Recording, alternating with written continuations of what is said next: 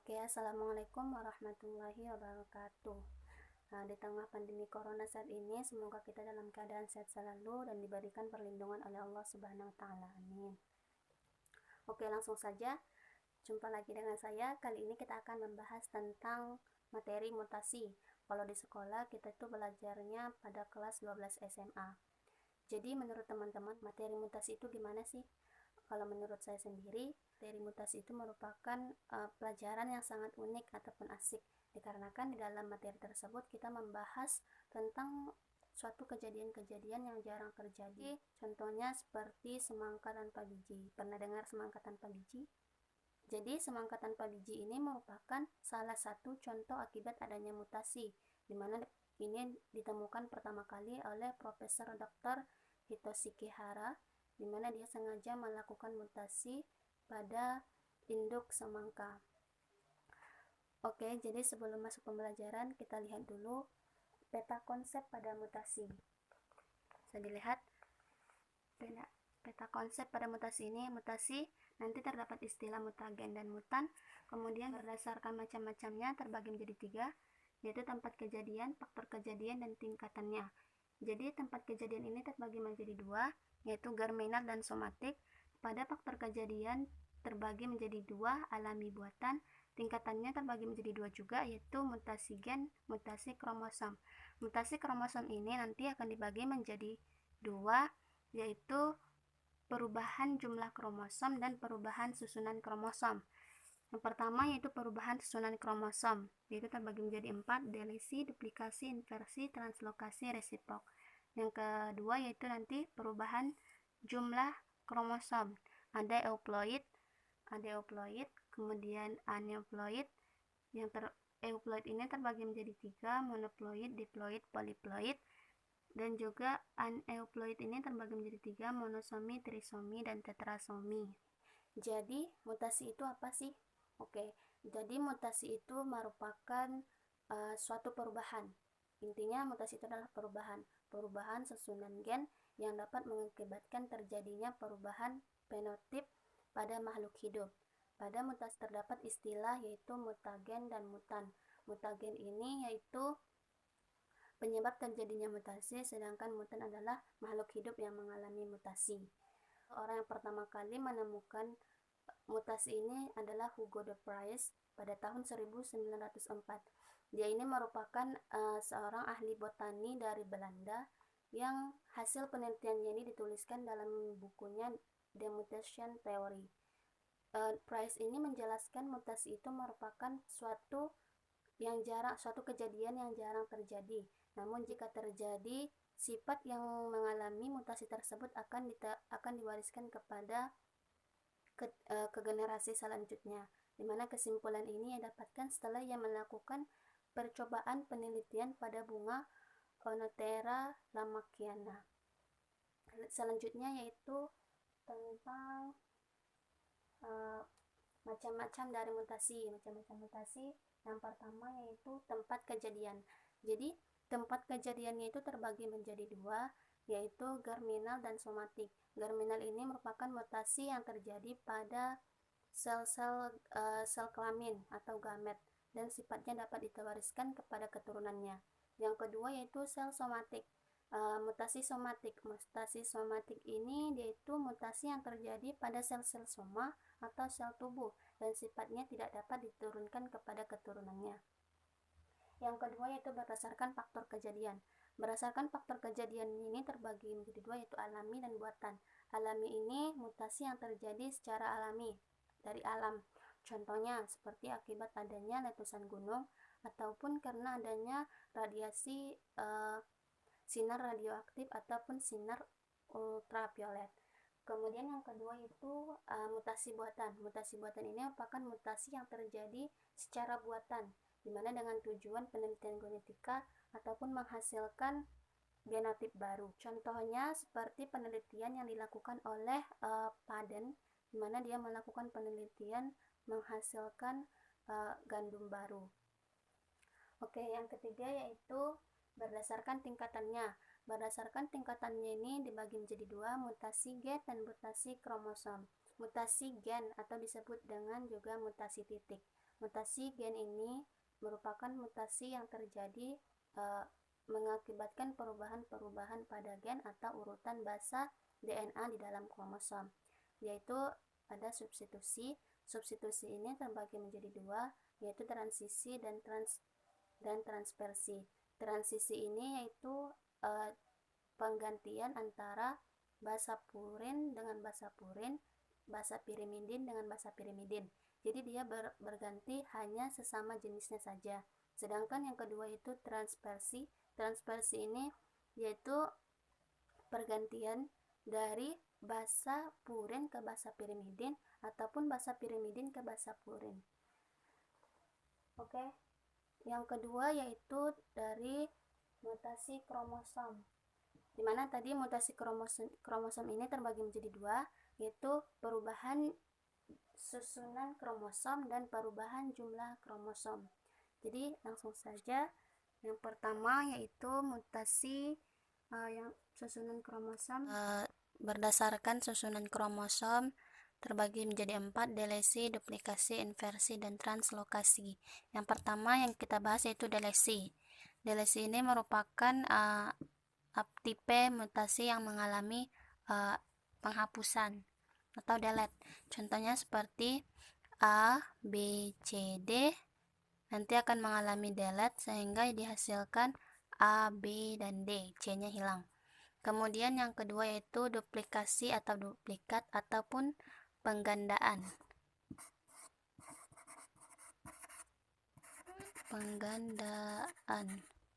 Dimana contohnya seperti A, B, C, D, E, F nanti akan mengalami A, B, C, B, C, D, E, F. Artinya BC yang di atas ini akan mengalami penggandaan sehingga menjadi 2 kali A, B, C, B, C, D, E, F. Yang ketiga yaitu inversi. Inversi ini merupakan dia tipe mutasi kromosom yang terjadi karena patahan kemudian bersambung kembali namun bagiannya dengan posisi terbalik. Contohnya A, B, C, D, E sehingga menjadi A, D, C, B, E. Artinya ini 1, 2, 3 1, 2, 3 posisinya terbalik. Yang keempat yaitu translokasi resiprok. Translokasi resiprok ini yaitu tipe mutasi kromosom yang terjadi karena patahan kromosom tidak menempel pada kromosom homolognya, tetapi menempel pada kromosom lain yang bukan homolognya. Contohnya seperti A, B, C, D, E, M,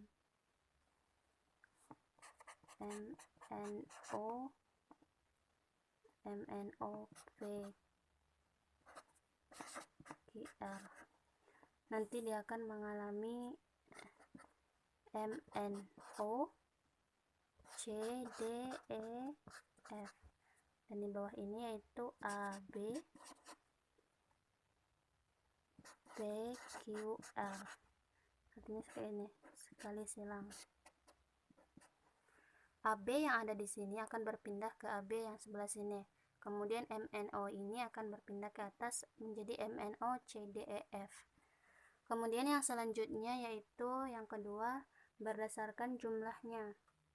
Berdasarkan jumlah kromosom terbagi menjadi 2. Kromosom terbagi menjadi 2 yaitu euploid. Euploid ini merupakan perubahan jumlah kromosom secara keseluruhan, yaitu berubah secara keseluruhan. Terbagi menjadi 3 monoploid, kemudian ada diplo, kemudian ada poliplo. Monoploid ini dia itu merupakan yang memiliki satu set kromosom. Contohnya seperti lalat madu jantan atau lebah madu jantan. Yang kedua yaitu diploid. Diploid ini memiliki 2 set kromosom, contohnya seperti manusia, kita, ataupun makhluk hidup eukariotik. Yang ketiga itu poliploid. Poliploid ini dia memiliki lebih dari 2 set kromosom, contohnya seperti kopi, gandum, pisang, tebu, dan lain sebagainya. Yang kedua yaitu aneuploid. Aneuploid ini merupakan perubahan jumlah kromosomnya itu hanya pada kromosom tertentu saja, artinya tidak mengalami seluruh kromosom. Yang terbagi menjadi 4 yaitu monosomi, trisomi, tetrasomi, dan nulisomi. Monosomi ini yaitu dia kehilangan satu kromosom, dilambangnya dengan 2N kurang 1. Yang kedua yaitu trisomi. Trisomi ini dia itu mengalami penambahan satu set kromosom menjadi 2N tambah 1. Kemudian tetrasomi, dia menambah 2 kromosom sehingga 2N tambah 2. Kemudian ada nulisomi. Nulisomi ini dia mengalami kekurangan atau kehilangan 2 kromosom sehingga dilambangkan dengan 2N kurang 2. Oke, jadi dalam pembahasan aneuploid tadi, dia itu memiliki kasus-kasus yang banyak terjadi pada manusia, yaitu contohnya seperti sindrom-sindrom yang terjadi. Sindrom-sindrom ini sangat banyak, namun saya akan membahas 5, yaitu yang pertama sindrom Turner. Sindrom Turner ini yaitu sindrom yang terjadi pada wanita dengan jumlah kromosom 45. 44 nanti merupakan kromosom tubuh dan satu kromosom seks. Hal ini terjadi dikarenakan sel telur yang dibuahi oleh sel sperma tidak memiliki kromosom seks. Kemudian yang kedua yaitu sindrom Klinefelter. Sindrom Klinefelter ini yaitu sindrom yang terjadi pada pria yang memiliki jumlah kromosom 47 pasang. Nanti 44 yaitu kromosom autosom, kemudian 3-nya itu merupakan kromosom seks berlebih, sehingga dia nanti simbolnya itu XX ya. Kemudian ada sindrom wanita super. Wanita super ini ada juga dibahas dalam biologi, yaitu dia itu memiliki 47 jumlah pasang kromosom, 44 nanti kromosom tubuh dan 3 kromosom seks, sehingga nanti dia menyebabkan mendominasi yaitu kromosom X, sehingga menyebabkan nanti XXX. Kemudian yaitu yang keempat sindrom Patau. Sindrom Patau ini merupakan sindrom yang terjadi karena trisomi pada autosom nomor 13. Jadi nanti jumlah kromosomnya itu 47, 45-nya yaitu kromosom autosom dan 2 kromosom seks. Artinya berlebih pada kromosom autosom. Kemudian yang terakhir yaitu sindrom Down, yaitu sama saja seperti sindrom Patau tadi, namun berbeda, dia mengalami trisomi autosom pada nomor 21, sehingga menyebabkan nanti dia memiliki 47 pasang kromosom, 45-nya kromosom autosom dan juga 2 pasangnya kromosom seks. Oke, jadi itu merupakan pembahasan tentang macam-macam bagian dari mutasi. Yang ketiga tadi. Selanjutnya yaitu kita bahas tentang mutagen. Mutagen ini yang seperti yang saya jelaskan tadi, yaitu penyebab terjadinya mutasi. Penyebab terjadinya mutasi ini terbagi menjadi 3, yaitu yang pertama secara kimia, yang kedua secara fisika, dan ketiga secara biologi. Yang pertama yaitu secara kimia. Secara kimia ini bisa disebabkan oleh zat-zat makanan yang masuk ke dalam tubuh seseorang. Kemudian yang kedua yaitu berdasarkan fisika. Fisika ini contohnya seperti sinar radiasi, contoh seperti sinar alfa, beta, ataupun gamma. Kemudian disebabkan oleh sinar ultraviolet. Kemudian yang ketiga yaitu berdasarkan biologi. Biologi ini dia itu mutasinya disebabkan oleh virus ataupun bakteri. Virus ini akan menyerang DNA sel sehingga menyebabkan kerusakan pada sel ataupun jaringan. Oke teman-teman, sekian penjelasan dari saya tentang mutasi. Semoga apa yang saya jelaskan dapat dipahami dan juga bermanfaat bagi kita semua. Amin. Kurang dan lebihnya saya mohon maaf. Sebelum itu jangan lupa like, subscribe, dan komen di video. Billahi taufiq wal hidayah. Wassalamualaikum warahmatullahi wabarakatuh.